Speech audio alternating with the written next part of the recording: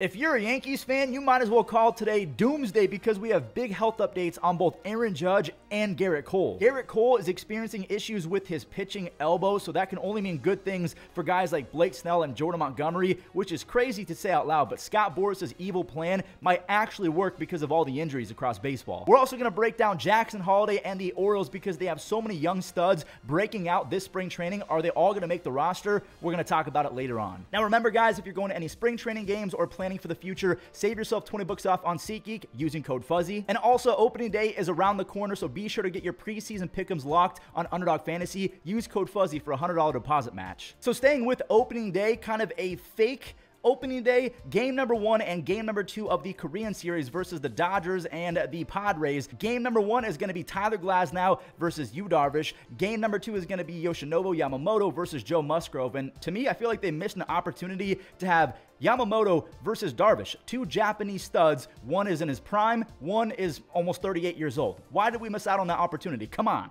But in terms of what's happening with Aaron Judge, Aaron Boone reported that Judge is simply beat up, and we don't exactly know what that means. Does that mean that he's having a tough time recovering? Because that's what's happening to Gerrit Cole. We'll talk about Gerrit in a second. But Judge, a few weeks ago, came out and said that his toe is always going to be an issue. If you guys don't remember, Aaron Judge, he made a spectacular grab in right field in Dodger Stadium, but because they didn't have padding right below the wall, his toe ran straight into cement. He broke that toe, and apparently, according to Aaron Judge, that will be an ongoing issue for the rest of his career. Just like Mike Trout and his back, it's always going to be sort of a chronic issue. He has to maintain it. The same with Aaron Judge and his toe. I guess the silver lining for Yankees fans, Juan Soto quite literally looks like the next Ted Williams in spring training. This dude is hitting 500 with 4 home runs in 7 games. Now again, take it with a grain of salt. This is spring training, but he looks insane right now. Maybe he can pick up the slack, and the Yankees have a lot of depth in terms of the outfield. They have Stanton, who lost some weight. He looks more agile. Trent Grisham, Alex Verdugo, a guy named Yorbit Vivas. I don't know if he can play the outfield, but he looks solid as well. From a couple Yankee superstars to another, Gerrit Cole.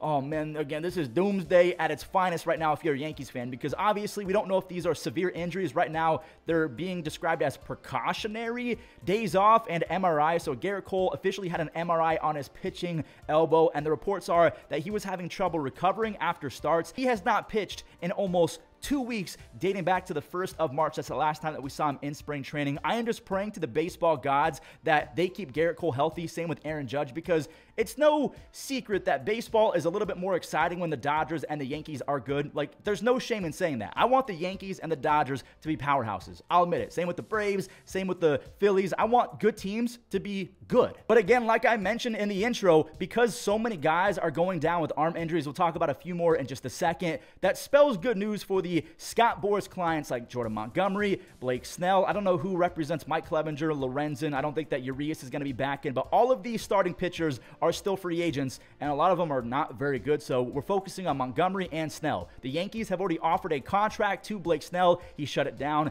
Jordan Montgomery, he used to be with the Yankees, and Brian Cashman has come out and said that he has no issue bringing back Jordan Montgomery, but it has to be at the right price, and the more injuries that we have, their prices are going to go up. Another flamethrower that was scratched from his latest start due to an injury in his elbow, Gavin Williams. He was doing his weighted ball routine, and he experienced some discomfort in the elbow. And again, just like we prayed for Gerrit Cole, pray for Gavin Williams because he's so exciting. We all know that Lucas Giolito is going to be missing 2024 with a UCL injury that is in your pitching elbow. And also, if you guys don't remember, Jared Kelenic was traded from the Mariners to the Braves. The Mariners got 2 pitching prospects in return, Jackson Kowar and Cole Phillips. As of yesterday, both Jackson Kowar and Cole Phillips have undergone Tommy John surgery. They're both out for the entirety of 2024, both pitchers in the Kelenic trade. Fans across baseball are not happy with the pitch clock because they're saying that the pitch clock directly correlates to the increase in arm injuries. But I would also say, sure, you might have some correlation between speeding up the pitch clock and arm injuries, but what about spin rate as well? Every prospect I've talked to over the last few years feels like they're not going to make it unless they're throwing 97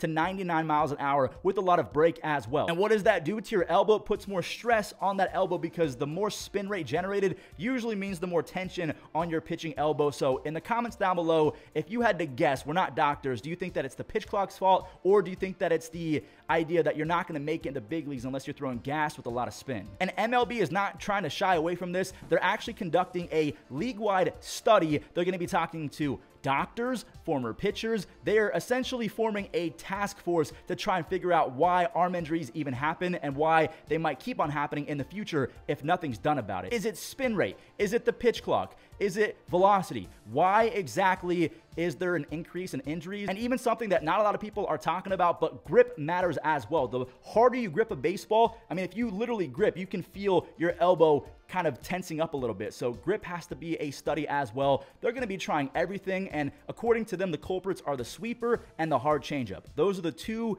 big bugaboos right now in terms of increased arm injuries according to the early research. So again, let me know in the comments, do you think the emphasis on velocity has caused a spike? Do you think that it's the pitch clock, or do you think it's a new grip for sweepers and hard changeups? Just gripping the ball harder is going to force more tension and more injuries. Guys, I want to show you Oneil Cruz and the home runs that he's hit so far in spring training. Every single home run that he's hit, I believe, has been 110 plus miles an hour. I think the first one was 116, the second one was 111 or 112, and then the other one, I mean, this dude has a chance to be one of the best power speed threats in the entire game of baseball, and it just seems like he's an afterthought right now. Is Oneil Cruz the most underrated player in baseball going into 2024? If he is, let me know. If he's not, who is? Look at this swing from Jackson Holliday. You are not supposed to be able to do this easily in an 0-2 count, lefty-lefty against Yusei Kikuchi, where his fastball is graded above normal in terms of his filth and the stuff plus and all that saber metrics. His fastball is very good. Jackson pimped it. Not only do the Orioles have him breaking out in spring, Colton Cowser has been an absolute monster. I think he's up to 3 or 4 home runs. Kobe Mayo, who had 45 doubles and 29 home runs last year in the minor leagues, he's been raking as well. The Orioles offense has a chance of being one of the best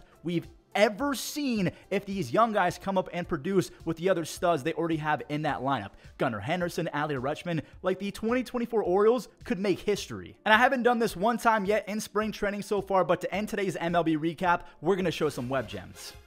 54th pitch coming up from Nestor Cortez, and a ground ball to the left side. Jeter down. Oh! Way to wrap up your segment, Aaron. A little extra spark coming on that.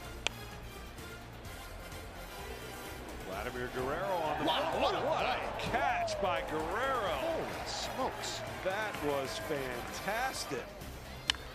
Line drive out to left center field. On the run is Barrera. He makes the leaping grab. Holy mackerel. He looked like Superman going at the pitch. Hit in the air, deep left field, going back Marisnik, and he makes the catch. 7 strikeouts. There's a little soft liner. Is going to be a dive catch by Carlos Correa. That squibs this one towards third. LeMahieu bare hands, throws, and got him. Now the pitch, and that's lined up the middle and through. Rosario Resport couldn't get to it. They're waving him home. Merrill comes up throwing. Campusano's got it. The tag, he's out.